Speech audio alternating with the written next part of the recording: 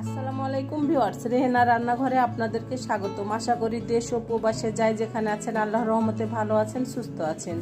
আজকে আমি আবার একটা দারুণ মজার রেসিপি নিয়ে চলে এসেছি। আজকে আমি রুই মাছের লেজের ভর্তা করে দেখাবো। এখানে আমি রুই মাছের লেজ নিয়েছি 4 পিস। মাছগুলোকে আমি পরিষ্কার করে ধুয়ে লেবুর রস আর লবণ মাখিয়ে 10 মিনিট রেখে তারপরে আমি আবার পরিষ্কার করে ধুয়ে নিয়েছি। যে কোনো মাছ লেবুর রস আর লবণ মাখিয়ে 10 মিনিট রেখে তারপরে পরিষ্কার করে ধুয়ে নিলে মাছের যে একটা আঁশটা গন্ধ আছে সেটা চলে যাবে এবং মাছটা খেতে অসম্ভব মজা হবে।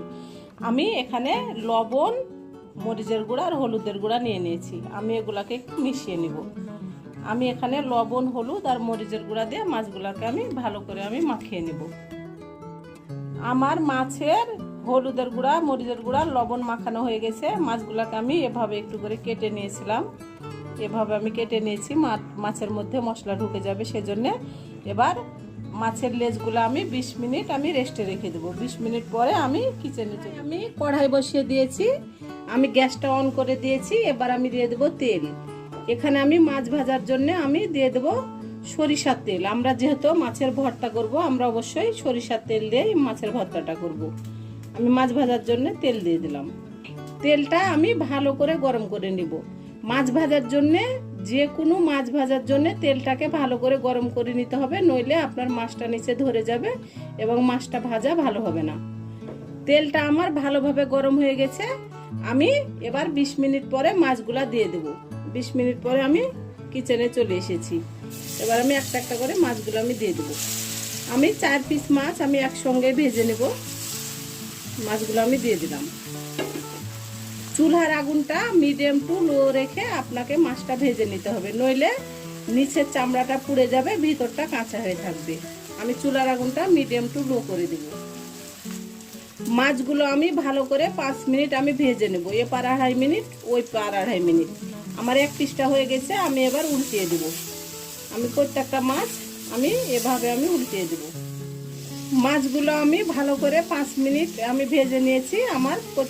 আমি উল্টিয়ে পাল্টিয়ে ভালো করে আমি ভেজে নিয়েছি। দেখুন আমার খুব সুন্দরভাবে ভাজা হয়ে গেছে। আমি এই প্লেটে মাছগুলো আমি উঠিয়ে নেব। আমি সব মাছ উঠিয়ে নেব। চুলায় আমি কড়াই বসিয়ে দিয়েছি। আমি এবার দিয়ে দেবো আবারও সরিষার তেল। আমি এবার দিয়ে দেবো কাঁচামরিচ আর আপনার রসুন। আমি এখানে 6টা রসুনকে আমি এভাবে 2 ভাগ করে নিয়েছি। আমি মাছের ভর্তাটা রসুন দিয়ে করলাম। আপনারা চাইলে রসুনটা স্কিপ করতে পারেন, তবে রসুনটা দিলে মাছের ভর্তাটা খেতে খুবই মজা লাগে। আমি দিয়ে দিয়েছি 5টা আপনার কাঁচামরিচ। আমি এবার এগুলাকে ভালো করে ভেজে নিয়ে আমি একেবারে ফিরে আসছি। শুকনা মরিচগুলো আমার ভাজা হয়ে গেছে। আমি এবার শুকনা মরিচগুলোকে উঠিয়ে নেব। আমি এখানে আমার রসুন আর কাঁচা মরিচগুলো আমার ভাজা হয়ে গেছে। এবার আমি এগুলাকেও আমি উঠিয়ে নেব। শুকনা মরিচ, কাঁচা মরিচ, রসুন আমি উঠিয়ে নিয়েছি। এবার আমি এক সাইডে রেখে দেব। আমি এবার দিয়ে দেব পেঁয়াজ কুচি। আমি যেহেতু মাছের ভর্তা করব, আমি পেঁয়াজটা একটু বেশি করে দিলাম। এখান থেকে আমি অর্ধেক পেঁয়াজ দিয়ে দেব। আমি এখানে 1 কাপ আমি পেঁয়াজ ব্যবহার করলাম। এটা আমি রেখে দিলাম, পরে আমি ব্যবহার করব। পেঁয়াজটাকে হালকা ব্রাউন করতে হবে। এটা বেশি ব্রাউন করার প্রয়োজন নাই, যেহেতু আমরা ভর্তা করব। আমি পেঁয়াজটা হালকা ব্রাউন করে নিয়ে ফিরে আসছি।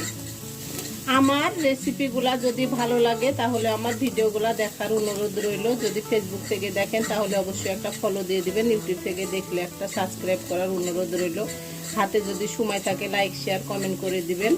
আপনাদের একটা শেয়ারে আমি অনেক দূরে এগিয়ে যেতে পারবো। আপনারা অবশ্যই আমাকে সাপোর্ট করুন, আমার পাশে থাকুন। এই চ্যানেলটিতে সব থেকে বেশি প্রয়োজন আপনাদের সাপোর্টের। আপনারা যদি আমাকে সাপোর্ট না করেন, আমার পাশে না থাকেন, তাহলে আমি কোনোদিন এই চ্যানেলটি নিয়ে সামনে এগিয়ে যেতে পারবো না।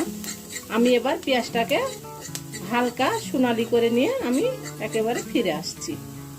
পেঁয়াজগুলো আমার হালকা সোনালি হয়ে গেছে। এবার আমি পেঁয়াজগুলোকে উঠিয়ে নেব। এটা অত সোনালি করার প্রয়োজন, এটা হালকা সোনালি করলে হবে। এটা অত সোনালি করার প্রয়োজন নাই। আমি পেঁয়াজগুলোকে উঠিয়ে নিয়ে আমি একেবারে ফিরে আসছি। আমি সব কিছু ভেজে উঠিয়ে নিয়েছি। মাছগুলো আমার ঠান্ডা হয়ে গেছে। এবার মাছগুলোকে আমি সুন্দর করে বেছে নেব। আমি মাছগুলোকে এভাবে কাঁটা আমি ছড়িয়ে আমি সুন্দরভাবে মাছগুলো আমি বেছে নিয়ে একেবারে আমি ফিরে আসছি। এটা একটা কাঁটাও রাখা যাবে না, আপনার ছোট বড় সব কাঁটা আপনাকে উঠিয়ে নিতে হবে। আমি সব কাঁটা আমি এভাবে আমি বেছে নেব, নিয়ে একেবারে আমি মাছগুলা বেছে নিয়ে ফিরে আসছি। আমি 4টা ফিচাই খুব সুন্দরভাবে ছড়িয়ে নিয়েছি, আমি কাঁটাগুলো একটা একটা করে বেছে নিয়েছি। দেখুন আমার খুব সুন্দরভাবে বেছে নিয়েছি। এটা যেহেতু ফিচা, কাঁটাগুলো খুব সুন্দরভাবে বেছে নিতে হবে। এবার আমি এগুলাকে এক সাইডে রেখে দেব। আমি এবার শুকনা মরিচগুলোকে আমি চটকে নেব। আমি হাত দিয়ে আমি শুকনা মরিচগুলো আমি এভাবে আমি চটকে নেব। আমি এখানে কাঁচা মরিচগুলোকেও চটকে নেব। কাঁচা মরিচ আর রসুনটা আমি ভেজে নিয়েছিলাম, আমি এগুলাকেও আমি চটকে নেব হাত দিয়ে ভালো করে। আমি কাঁচা মরিচ, রসুন আর শুকনা মরিচ আমি চটকে নিয়েছি। এবার আমি ভেজে রাখা পেঁয়াজগুলো নিয়ে নেব। আমি পেঁয়াজগুলো আমি নিয়ে নিলাম। এবার আমি পেঁয়াজগুলো হাত দিয়ে আমি চটকে নেব। আমি এখানে যে অল্প করে কাঁচা পেঁয়াজ রেখেছিলাম সে পেঁয়াজটা দিয়ে দেবো। কাঁচা পেঁয়াজটা দিলে কি হয়, আপনার কাঁচা পেঁয়াজটা দাঁতের নিচে পড়লে ভর্তাটা খেতে খুবই মজা লাগে। এবার আমি দিয়ে দেবো সরিষার তেল। আমরা যেহেতু ভর্তা করছি আমাদেরকে অবশ্যই সরিষার তেলটা ব্যবহার করতে হবে। এখানে আমি প্রায় 2 টেবিল চামচ সরিষার তেল দিয়ে দিলাম। আমি এবার এগুলাকে ভালো করে চটকে নেব। আর ভালোভাবে চটকানো হয়ে গেছে। এবার আমি মাছগুলোকে সুন্দর করে আমি ভর্তা করে নেব। আমি মাছের ভর্তাটা রুই মাছের ফিচা দিয়ে করলাম। আপনারা চাইলে ইলিশ, সিলভার কাপ, রুই, কাতল, মিরকা, পাঙ্গাস যে কোনো মাছের ফিচা দিয়ে ভর্তাটা আপনারা করতে পারেন। ইলিশ মাছের ফিচা দিয়ে ভর্তাটা করলে বেশি মজা হয়। রুই মাছটাও খেতে খুবই ভালো লাগে, এটাও খারাপ লাগে না। আমি যেভাবে ভর্তাটা করলাম আপনারা একবার হলো আমার মতো করে ভর্তাটা করে খেয়ে দেখুন। এটা অসম্ভব একটা মজার ভর্তা।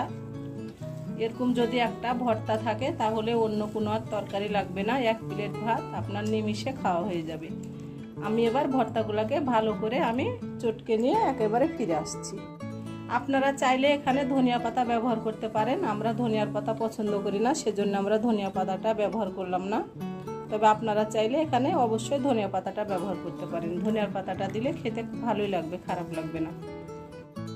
আমি চেক করেছি আমার অল্প কিছু লবণ লাগবে, লবণ কম হয়েছে।